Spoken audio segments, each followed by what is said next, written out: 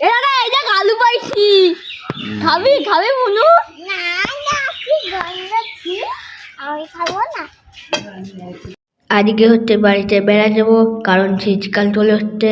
মা হচ্ছে ফুল গাছ লাগাবে, রাস্তা দিয়ে লোক না গেলে চুরি করে নিতে না পারে। ওর জন্য হচ্ছে বেড়া দিচ্ছি। প্রথম দুটো খুঁটি পোতা হয়ে গেছে।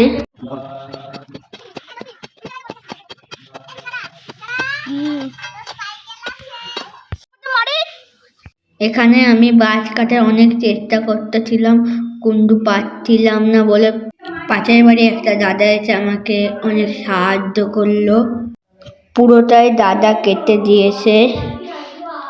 এই ছোট্ট ভাইটাকে লাইক, শেয়ার, সাবস্ক্রাইব করতে ভুলো না জানো। Thank you.